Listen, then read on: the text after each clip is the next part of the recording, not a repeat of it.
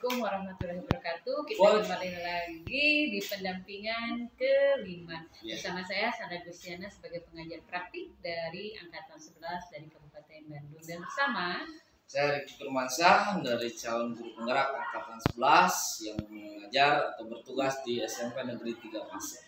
Apa kabar Pak Riki? Alhamdulillah, kita bertemu kembali. Iya. Ya bosan-bosan ya Bu. Bosan-bosan ya setelah hampir sebulan ya. Iya. Kita baru bertemu kembali pada jurnal pendampingan individu kelima. Iya. Baik Pak Riki, tema pendampingan kali ini Pak Riki kan udah beres ya di modul 3 terakhir ya, 3.3. Dan jadi di sini temanya itu tentang rancangan program yang berpihak kepada murid. Iya. Kita akan fokus ke pendampingan ya. Yang pertama nanti kita akan adanya refleksi penerapan aksi nyata pada modul 3.1. Terus nanti ada diskusi rencana program yang berdampak pada murid. Terus nanti ada diskusi perkembangan komunitas praktisi yang dijalankan oleh Pak Riki yang ada di sekolah, serta implementasinya nanti seperti apa yang sudah direncanakan pada lokakarya ketiga ya, untuk berbagi ke rekan sejalan. Baik Pak Riki, namun sebelumnya saya ingin bertanya nih, bagaimana nih proses yang sudah berjalan selama 1 bulan terakhir yang sudah Pak Riki lakukan ya, terus rencana tindak lanjut dari pendampingan sebelumnya seperti apa, terus hal-hal yang dianggap sebagai capaian selama 1 bulan terakhir. Oke. Kalau misalkan yang saya lakukan gitu ya 1 bulan ini, intinya yang utamanya mungkin ya saya belajar lah ya, yang mengajar kepada siswa seperti apa yang sudah dipelajari dari program guru penggerak ini mungkin ya, intinya yang harus berpihak kepada murid lah istilahnya itu. Terus apa yang sudah dilakukan dan ingin dilakukan ketercapaiannya, mungkin saya di sini memikirkan dulu memikirkan program yang ingin saya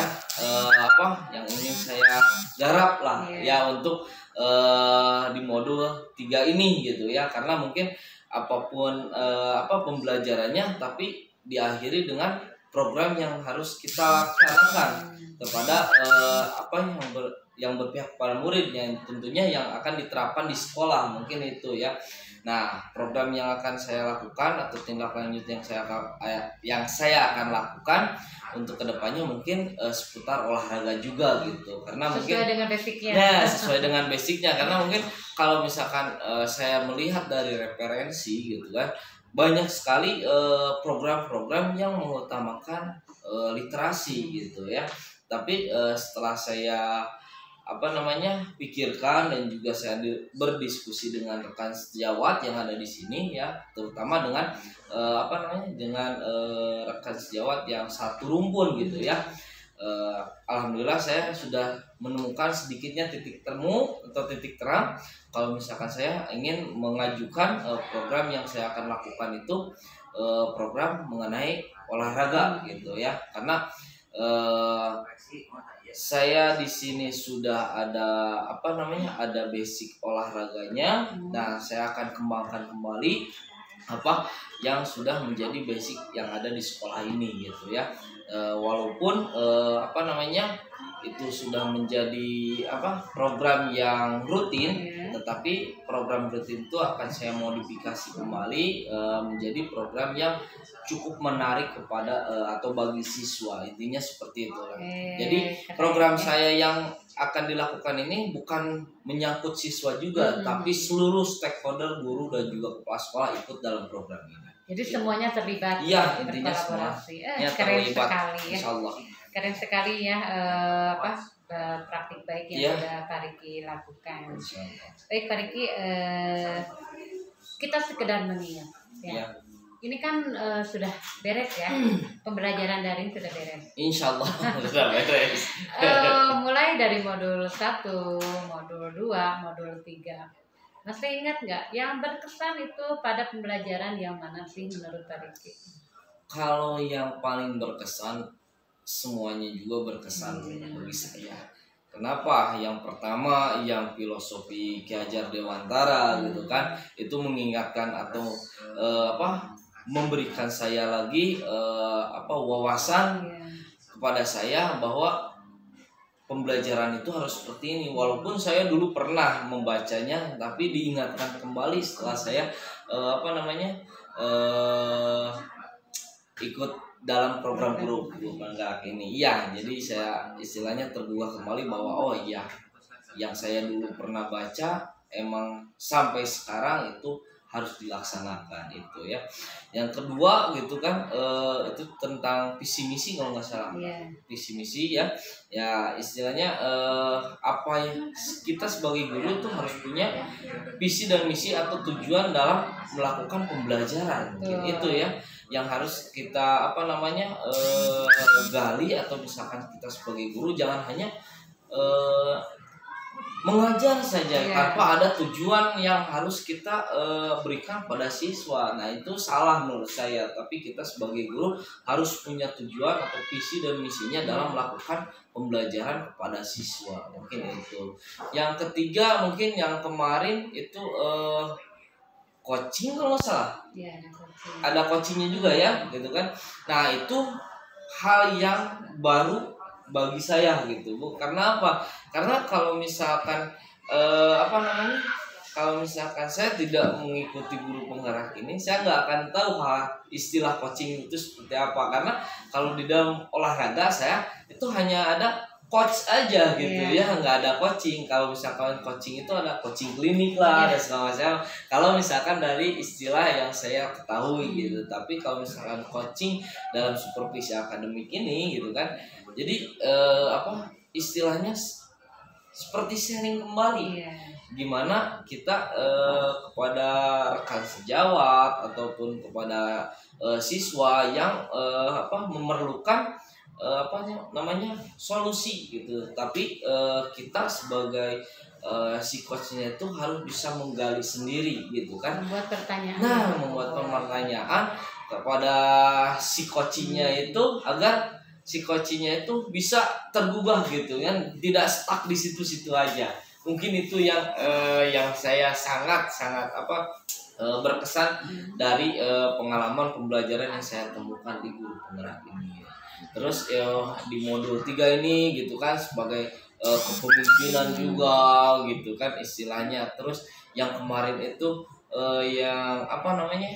yang kita ada dilema etika gitu kan. Nah itu sangat-sangat penting bagi saya untuk kedepannya, karena mungkin ini salah satu materi atau ilmu yang barulah istilahnya buat saya gitu. Jadi saya mau tahu dilema etika itu seperti ini, penyelesaiannya itu harus seperti ini gitu kan.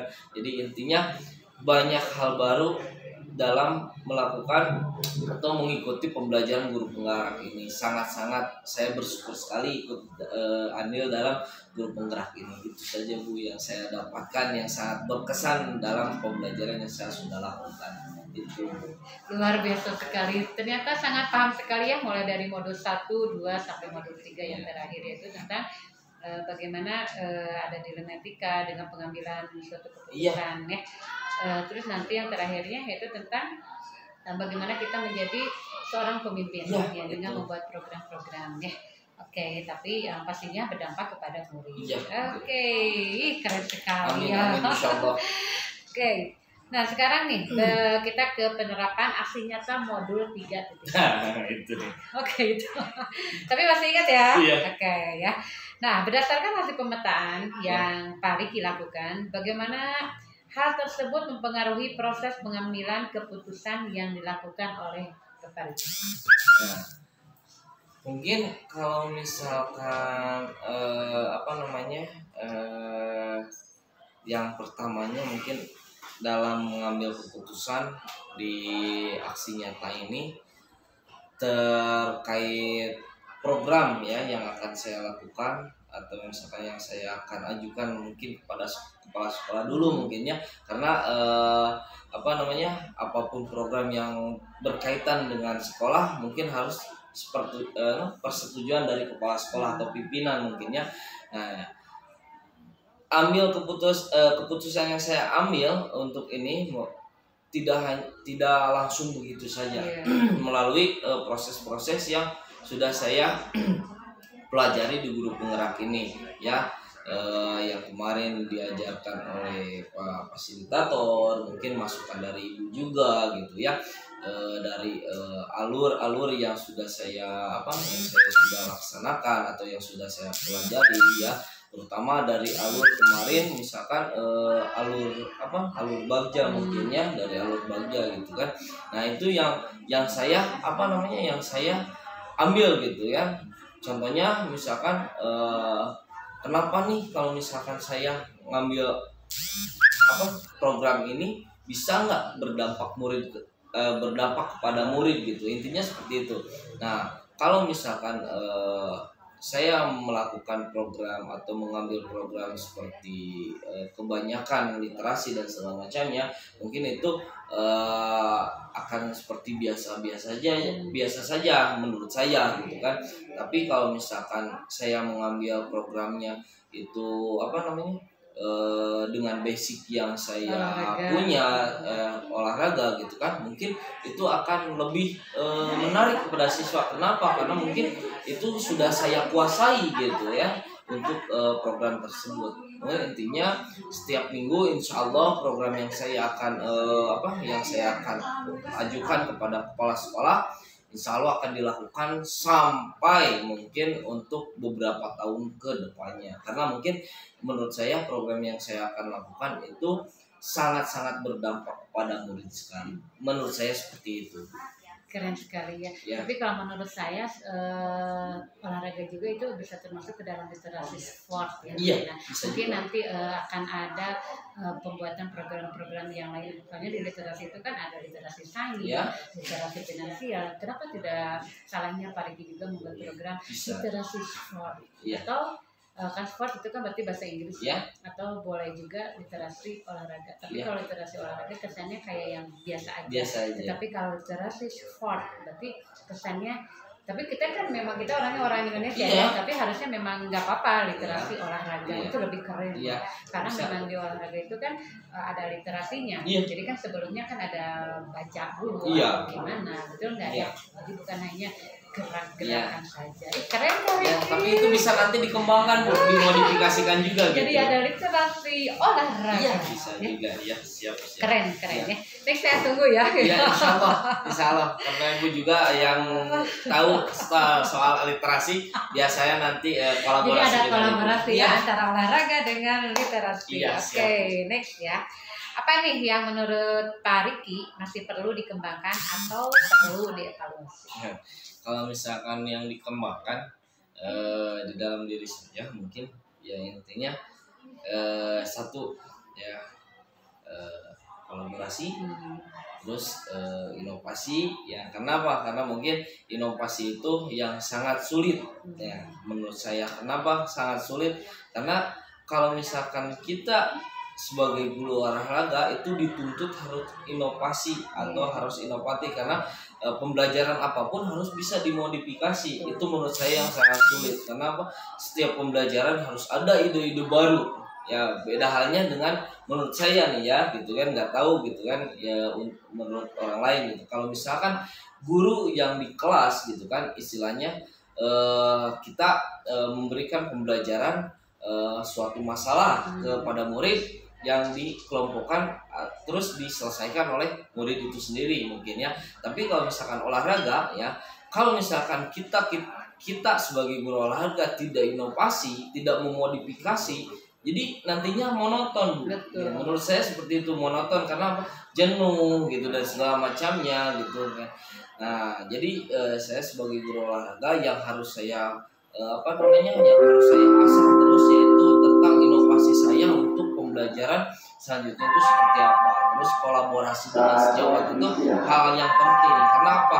Karena kita dan orang lain itu berbeda untuk waktunya gitu kan, kesibukannya gitu. Kita harus bisa menyempatkan waktu untuk sedikit berinteraksi untuk membicarakan tentang pembelajaran olahraga yang minimal dengan yang satu rumpun aja. Kalau di sini ya saya juga jarang, maksudnya jarang berkolaborasi dengan rekan sejawat, intinya dengan satu rumpun karena berbeda kesibukan. Karena itu saya juga udah belajar nongkrong sedikit pulang, karena ada hal yang harus dikerjakan juga gitu, seperti tugas-tugas yang apalagi pas ikut guru penggerak, wow itu sangat menyita waktu sekali, tapi ilmunya sangat-sangat bermanfaat sekali bagi saya tentunya gitu. Itu tapi yang harus bisa dikendalikan ya. Alhamdulillah. Bisa di-manage waktunya ya, dan alhamdulillah bisa lolos sampai sekarang. Sekarang alhamdulillah dengan bisa bertahan dan dengan akhirnya bisa beres gitu ya. Iya. Karena sudah selesai, karena ini memang kita ke pendampingan kalau pembelajaran secara daringnya sudah selesai ya, kita tinggal tunggu lulus dengan sertifikat. Amin insya Allah. Itu juga kan berkat dukungan dari atau bimbingan dari ibu pengajar praktek. Ya, sekarang kita ke next. Apa nih hal yang menurut Pak Riki mendukung keberhasilan dari keputusan yang diambil? Keputusan terkait apa nih Bu? Terkait saya yang sebagai dari aksi nyata. Oh ya, dari aksi nyata. Mungkin kalau misalkan dari aksi nyata pendukung keberhasilannya yang pertama mungkin dukungan dari kepala sekolah tentunya ya. Tentunya dukungan kepala sekolah, karena mungkin kepala sekolah satu-satunya pionir. Nah, satu-satunya yang mendukung ya. Kalau misalkan saya tidak langsung ujuk-ujuk melakukan program tanpa diketahui oleh kepala sekolah, ya intinya nanti program saya akan ini program apa, saya juga tidak mengetahui kan program ini, tapi dengan berinteraksi dengan kepala sekolah, meminta izin, gitu ya, alhamdulillah kepala sekolah mengizinkan, terus dengan dukungan dari rekan sejawat gitu kan, karena apa yang saya lakukan ini melibatkan semua stakeholder, karena jangankan guru gitu, kepala sekolah juga ikut andil dalam program yang saya lakukan ini gitu kan. Terkait dengan murid juga sama gitu ya, di situ juga siswa atau murid dapat kepemimpinannya seperti apa gitu kan. Nah, bisa menjadi instrukturnya dalam melakukan olahraga ini gitu kan. Guru juga sama sebagai wali kelasnya, dan terutama kepala sekolah juga, karena alhamdulillah kepala sekolah di sini sangat senang dengan olahraga. Beliau juga selalu menjadi instruktur dalam pembelajaran olahraga ini. Keren sekali ya. Jadi banyak dukungan dari kepala sekolah dan rekan sejawat, apalagi dari peserta didiknya ya. Alhamdulillah. Oke, Pak Riki nih, adakah pengalaman yang terjadi baik dalam waktu dekat ataupun sebelum Pak Riki mengikuti program pendidikan guru penggerak ya, terus yang mencerminkan dilema etika ya. Nah, baik itu terkait murid maupun rekan sejawat, bisa diceritakan? Kalau saya itu sangat-sangat banyak Bu. Dari sebelum pendampingan ini juga pernah cerita ya dilema itu, tapi nggak apa-apa, boleh diceritakan juga. Sangat-sangat banyak sekali Bu. Kalau misalkan sebelum saya ikut guru penggerak ini, apalagi kan waktu dulu gitu kan, sebelum saya di SMP Negeri 3 Paseng gitu kan, saya juga mengajar di SMK Dharma Agung gitu kan. Di situ saya dimandati sebagai wakil kepala sekolah bidang kesiswaan. Itu banyak sekali gitu kan dilema-dilema etika yang saya jalani atau yang saya pernah alami saat saya menjadi wakil kepala sekolah bidang kesiswaan gitu kan. Seperti siswa yang merokok gitu kan, seperti apakah harus dikeluarkan, apakah harus dikasih peringatan, ataukah harus dikasih sanksi dan segala macamnya gitu kan. Itu yang saya alami gitu kan. Terus siswa yang ketahuan bolos sekolah gitu, yang seperti itu. Terus apalagi yang yang paling fatal itu siswa itu melakukan hal-hal yang sangat-sangat di luar nalar gitu, atau di luar sebagai siswa gitu ya, seperti obat-obatan terlarang. Itu yang sangat-sangat saya sedihkan gitu pas waktu saya mengalami hal seperti itu gitu kan. Dilema etikanya ini tuh kita sebagai guru di saat mengalami hal seperti itu gitu kan, apakah kita harus men-stop gitu kan, terus kan men-stop siswanya atau mengeluarkan siswanya, ataukah siswanya itu harus dipertahankan gitu, karena untuk masa depannya juga gitu kan. Terus kalau misalkan kita di stop gitu kan, masa depannya siswa itu kita stop juga gitu kan. Nah kalau misalkan disuruh mengambil sekolah lain juga, takutnya kan siswa itu menjadi minder gitu kan. Tapi karena itu pergaulan itu alhamdulillah gitu kan, waktu itu juga saya dengan berinteraksi, berkolaborasi dengan kepala sekolah, dengan guru lain gitu kan, dengan pihak orang tua juga gitu kan. Alhamdulillah saat itu juga untuk kepemimpinan saya yang disatu padankan dengan pembelajaran yang ada di guru penggerak sudah hampir betul gitu, karena apa? Karena siswanya juga kita rangkul dengan banyak pertimbangan gitu kan dari kepala sekolah, guru dan juga orang tua. Nah alhamdulillah pas waktu saya mengecek lagi gitu kan, beberapa bulan kemudian alhamdulillah siswanya juga sudah stop gitu dengan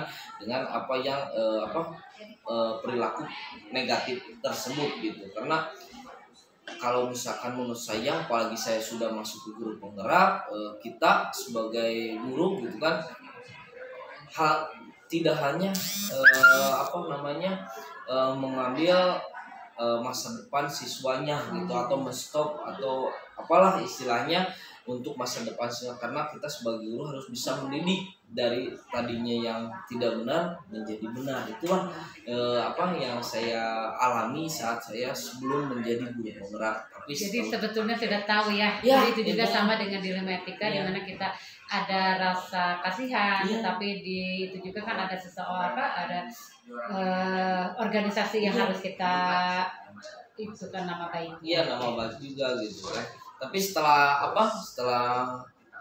ikut guru penggerak, jadi lebih terasa lagi gitu. Oh, yang pernah saya lakukan itu namanya dilema etika gitu kan. Karena waktu dulu nggak tahu saya namanya seperti apa gitu kan. Tapi itu juga sama dilema ya. Iya, kita bagaimana nih antara mengeluarkan atau tidak. Tapi kalau dengan mengeluarkan berarti kita sama aja dengan memutuskan masa depan anak. Tapi dengan tidak mengeluarkan kita juga nama baik sekolah. Iya. Tapi akhirnya bisa terkendali dengan pihak-pihak atau itulah itu kan yang bisa dirumuskan. Kalau sekarang kan bisa mengambil dengan beberapa langkah ya pengambilan keputusan. Iya, beberapa langkah pengambilan keputusan. Jadi akhirnya bisalah segala sesuatu bisa terselesaikan. Iya, alhamdulillah Ibu. Oke, menurut Pak Riki nih, apakah proses pengambilan keputusan yang dilakukan sudah sesuai dengan prinsip dan langkah yang dipelajari di modul 3.1? Iya. Kalau kalau misalkan prinsip yang dilakukan itu kan sebelumnya. Ya, ini masih nyambung ke apa tadi di aksi nyata 3.1. Oh iya. Kalau misalkan aksi nyata ini menurut saya adalah sambungannya dari prinsip dan pengambilan keputusan itu ada. Kenapa? Karena mungkin di sini saya memfokuskan program saya itu kepada peserta didik, karena semua peserta didik harus ikut andil dalam program yang saya lakukan untuk sekolah ini gitu. Menurut saya itu ada keterkaitannya dalam prinsip dan keputusan yang saya ambil. Ya, karena kan Pak Diki juga membuat program kan tidak atas dasar sendiri. Iya. Jadi harus ada kolaborasinya antara kepala sekolah dengan rekan sejawat, terus dengan muridnya juga. Iya, betul. Jadi setelah ada pengambilan keputusan dan akhirnya tertuanglah inilah ide. Iya, insyaallah. Idenya programnya apa? Idenya kalau misalkan nanti disebutkan ya nantilah lihat aja tadi. Tunggu saja ya, nanti di pendampingan 6 kita akan tahu apa programnya atau di Lokakarya 7. Iya, itu ya. Oke. Nah, sekarang apa nih yang menurut Pak Riki masih perlu dikembangkan atau perlu dievaluasi dari proses pengambilan keputusan tersebut? Kalau menurut saya yang harus dievaluasi di dalam pengambilan keputusan ini yaitu cara pola pikir saya untuk program yang pengambilan keputusan yang berpihak kepada murid. Itu yang sering sekali saya stuck di situ, Bu. Karena apa? Karena kalau misalkan saya berpikir sendiri gitu tanpa dibarengi atau tanpa ngobrol dengan orang lain, itu menurut saya oh ini bagus nih, tapi belum tentu orang lain bagus gitu ya, menurut orang lain bagus gitu. Atau misalkan kalau misalkan saya punya ide sendiri gitu kan dalam pengambilan keputusan gitu kan dalam prinsip itu gitu kan.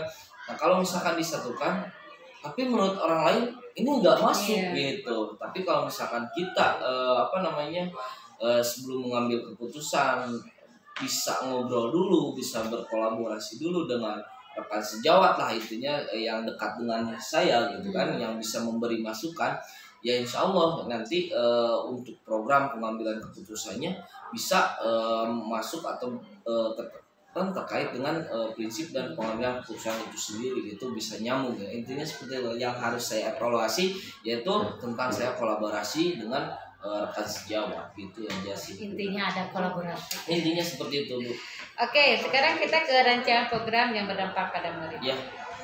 Apakah Pak Riki sudah membuat rancangan program yang berdampak pada murid? Kalau rancangan ya programnya saya sudah gitu ya, tapi belum dijalankan ya, karena itu masih rancangan. Maksudnya masih rancangan, saya masih menerka-nerka nih ini apakah sudah fix ini yang akan saya lakukan gitu kan, atau misalkan saya mau modifikasi lagi gitu. Itu yang saya yang saya masih rencanakan ini gitu, rancangan yang akan saya yang akan saya munculkan di sekolah itu terkait program yang berdampak murid pada sekolah. Itu rancangannya saya masih direncanakan lah, insya Allah nanti di pendampingan yang ke-6 saya sudah ada ya, sudah ada gitu kan, dan sudah rampung lah dan sudah diizinkan oleh kepala sekolah juga. Ditunggu ya, insya Allah itu. Apa nih tujuan dari program yang Bapak Riki rancang dalam kaitannya terhadap murid? Terus apakah sudah ada indikator ketercapaian tujuannya? Kalau misalkan yang saya rancang ya untuk tujuannya, tujuannya siswa dapat berkolaborasi dengan guru. Ya, kenapa? Karena yang saya akan lakukan yaitu olahraga yang yang melibatkan guru dan juga murid gitu kan. Nah itu tujuan saya yang pertama. Siswa dapat melakukan atau menjadi pemimpin ya, atau menjadi dalam melakukan hal olahraga tersebut gitu. Terus siswa dapat berkolaborasi dengan guru gitu, dan juga siswa dapat menemukan atau istilahnya, karena saya di program tersebut siswa itu suruh melakukan atau suruh membuat gerakan-gerakan yang original yang mereka sendiri yang buat gitu. Jadi tidak hanya melihat kepada video, tidak apa, karena menurut saya siswa bisa gitu melakukan hal seperti itu. Makanya nanti saya akan membuat siswa itu tujuannya untuk siswa dapat berpikir, melakukan kelas itu berembuk atau berdiskusi untuk melakukan membuat gerakan yang baru gitu untuk program tersebut gitu. Nah di situ juga saya menyambungkan dengan wali kelas ya gitu ya. Terus disisipkan juga saya juga bahkan kepala sekolah juga di program tersebut harus bisa menjadi instrukturnya juga gitu. Intinya seperti itulah tujuan saya yang berdampak kepada murid itu, siswa dapat berpikir terus menjadi pemimpin gitu kan, terus berani bertanggung jawab atas apa yang sudah diberikan kepada mereka. Dan intinya melibatkan semua warga sekolah. Ya, itu pasti itu pasti itu. Oke, ini sekarang kita next. Apakah keseluruhan proses sudah sesuai untuk mencapai tujuan pada murid? Kalau misalkan kalau misalkan seperti itu mungkin ya program saya insya Allah tujuannya pasti kepada murid itu sudah tercapai. Oke. Dukungan apa saja nih yang Pak Riki perlukan untuk menerapkan program yang sudah dibuat? Kalau misalkan dukungan, ya yang saya perlukan ya dukungan dari dari orang-orangnya gitu. Yang pastinya dari orang-orangnya, karena ini melibatkan semua gitu. Tidak hanya murid saya, tapi guru, staf TU dan juga kepala sekolah itu harus ikut andil dalam program yang saya lakukan, karena mungkin dukungannya itu komitmen dari orang-orang tersebut. Kalau misalkan murid mungkin bisa saya suruh untuk menjadi kebiasaan rutin gitu ya untuk program ini. Tapi kalau misalkan komitmen rekan sejawat ataupun kepala sekolah itu kita harus bisa merangkul orang-orang tersebut. Mungkin itu yang saya butuhkan adalah dukungan komitmen dari mereka sendiri. Jadi ketika sudah ada program harus tercapai pelaksanaannya ya, dan itu konsisten. Ya, harus konsisten. Apa nih yang menjadi tantangan bagi Pak Riki dalam melaksanakan rancangan program yang sudah Pak Riki buat? Mungkin kalau misalkan tantangannya ya itu sendiri gitu kan, komitmen dari gurunya sendiri dan konsistensi dalam melakukan kegiatan program yang saya buat gitu. Itu yang saya tantangan jadi saya untuk kedepannya. Intinya seperti itu, kita harus membuat orang berkomitmen melaksanakan program yang saya buat. Terus kita setelah komitmen kita harus konsistensi dalam melakukan pelaksanaan program tersebut. Mungkin itu sih. Semoga tercapai. Amin, semoga tercapai. Terus apa nih yang Pak Riki lakukan untuk menghadapi tantangan tersebut? Oke. Untuk mungkin ya istilahnya kalau misalkan yang saya lakukan dari tantangan yang tadi saya sebutkan, yang pertama mungkin ya yang tadi kolaborasi dengan rekan sejawat, misalkan terus ngobrol gitu kan, melakukan program yang ini, bahwa program ini tidak hanya hanya program tapi bisa menyehatkan badan kita gitu kan, yang tadinya tidak olahraga tapi minimal seminggu sekali gerak lah gitu istilahnya. Jadi itu juga berguna ya untuk kesehatan semua warga sekolah ya. Itu sangat berguna. Yang tadinya mungkin terlalu banyak tugas, tapi dengan adanya dengan adanya program ini mungkin bisa gerak sedikit lah gitu kan. Karena kalau misalkan olahraga sendiri biasanya malas gitu, tapi dengan banyaknya gitu kan, walaupun bercanda dan sebagainya minimal gerak lah. Itu ya, dengan gerak insya Allah semua masalah akan hilang. Insya Allah. Apalagi itu kan sampai keluar keringat. Sampai keluar keringat enak. Nah sekarang kita ke perkembangan komunitas praktisi. Ini kan sudah dilakukan pada Lokakarya ketiga ya. Dan nanti Pak Riki juga bisa mengimplementasikannya baik di sekolah maupun di luar sekolah seperti MGMP. Baik Pak Riki, apa nih yang sudah Pak Riki rintis komunitas praktisi di lingkungan sekolah maupun di sekitar sekolah atau yang ada aja? Bagaimana nih peran komunitas ini terhadap proses belajar Pak Riki? Kalau misalkan ini kan komunitas praktisi seperti kombal ya? Iya, seperti kombal ya. Kombal kalau di sekolah kalau di luar Pak Riki berarti MGMP ya. Kalau misalkan di sini kombal alhamdulillah berjalan gitu ya, karena mungkin ada yang menggerakkannya gitu kan. Di situ saya di komunitas praktisi ini atau di sekolah ya kombal itu saya di situ salah satu anggota yang aktif dalam melakukan kombal tersebut gitu. Kenapa? Jangankan di MGMP atau di kombal PJOK saja, tetapi saya suka ikut mendengarkan kalau misalkan ada kombal IPS gitu kan, karena di sini walaupun hanya satu kombalnya itu kombal plastik gitu ya. Nah, di situ ada beberapa maba gitu. Jadi tidak disemuakan, tetap per rumpun, misalkan IPS dengan olahraga dan informatika, terus agama dengan bahasa Indonesia atau BK dan segala macamnya gitu. Jadi ada sekat-sekat gitu kan jadi tidak semua mapel satu kali kombal enggak, tapi dalam beberapa minggu itu ada beberapa kombal yang presentasi atau yang belajar lah istilahnya beberapa mapel gitu. Saya juga suka ikut di sana gitu, di kombal tersebut gitu. Terus di kombal ini juga sudah terjadwal gitu, kapan-kapannya itu sudah terjadwal gitu kan. Sudah ada yang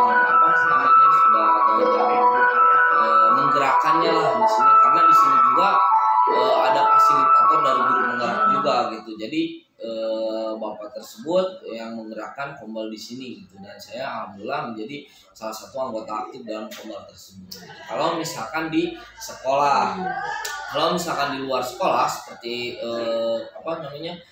kegiatan praktisi yang saya lakukan itu MGP, mungkinnya seperti MGP ya alhamdulillah masih terus berjalan, karena di situ juga saya menjadi salah satu